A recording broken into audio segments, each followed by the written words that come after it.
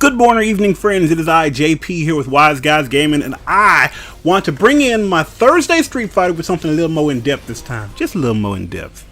And what we're going to take a look at is Decision Consequence. If anybody's seen Daybreak, it was a short-lived TV series. Actually, it was a mini-series. Tay Diggs and a bunch of stuff. It was the guy that did that all the time. Decision Consequence.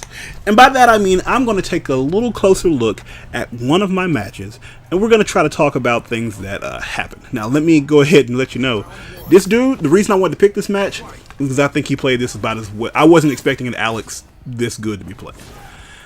The full screen elbow, that's my fault. I should do better about that. But as you see, he catches me pressing buttons a lot right there. Let's check that out. Alright, so when Alex comes in, he connects with a full screen elbow. That's not something that should hit me, but it does. That's fine. I get up and commit a cardinal sin and just mashing buttons on wake up. He's able to get a crush counter, which leads to this combo. Now, as you see there, he gets another counter because here I am again mashing buttons when I thought it was safe. Now he's got me locked into a position where I'm trying to block, and he can go for the easy command grab. On wake up, he hits a bunch of damage, and all of a sudden, I have no life. We are at 79 seconds left in the game, and basically a wayward hit is pretty much going to kill me. One combo is pretty much going to kill me. Why? Because I'm mashing buttons when I should not be mashing. I make that decision, and I get punished, and that's your consequence. Now, the trick is, that's not necessarily a problem unless you're not learning from what the opponent is trying to give you. So, we go into round two.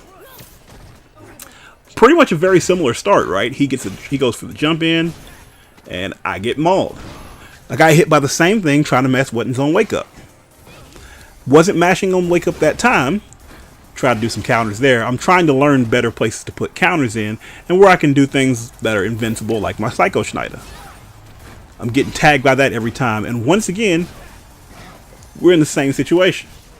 So again, let's slow it down and take a deeper look at what we've got. I've got him in the corner. I have an opportunity there to capitalize on some damage with the counter from the standing forward. Didn't work. I don't mind getting hit with the counter with that sliding EX because what I was trying to do was to knock him out of what he was doing. EX Psycho Schneider at wake up. I knew he was trying to go for the crush counter, and I knew that would be invincible. So here's where the problem lies. Once he gets a knockdown, he gets predictable.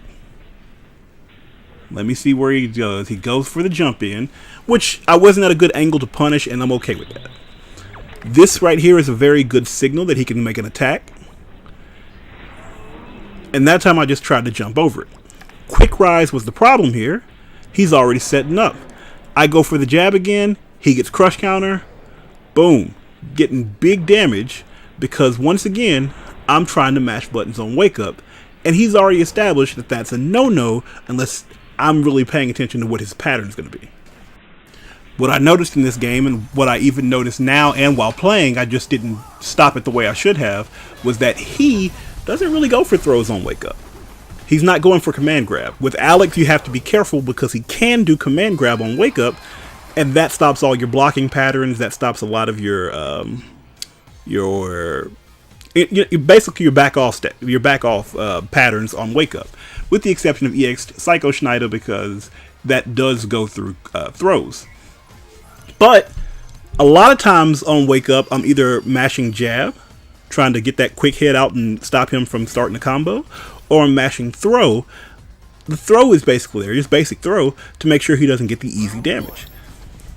But he's not going for throw. And I can see that now. I actually could see that during the game, and I wasn't doing anything to stop it. Like, I guess I hadn't played an Alex in a while, so I wasn't really looking at what he had available, and I was more worried about what he was doing. Right there, the jab paid off, but that was because his timing messed up. It's not a good idea to play for their mistakes. It's a better idea to help create their mistakes, and that's not something I was doing at this particular point. Once again, his timing was a little slower. Now, a lot of the reason his timing is slower is because I'm getting a little slower on my wake up. That was just a poor move. Once again, pressing buttons on wake up, not going for block. He's doing this almost every time. He has hit was it forward punch or heavy fierce punch? Either forward fierce punch or just standing fierce punch. I can't remember which one it is. But he's hit that almost every time on wake up because I keep pressing buttons and not just blocking.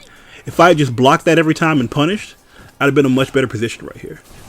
These are the things you have to do to become a better player. Because you have to understand the patterns they're giving you and force them to adapt. Because, like, I can't get mad at him. This is like people saying, all you do is spam one button. Maybe that is all you do. But you don't give me a reason to stop it. And right now I'm giving him no reason to stop it. You can cry cheese all you want to, but if I'm tipping my hand showing you what I'm doing, and you're not taking the time to do better and stop it, it's not really cheese, it's just you being stubborn. And at this point, I've taken too much damage, one combo, I'm out of it. So it's very simple things you do to kind of pick up your game, and I kind of look at this as a stepping stone to try to get better. I'll have more vids like this coming up if you guys are receptive to it. Either way, thanks so much for watching. Again, this is JP with Wise Guys Gaming. Peace out!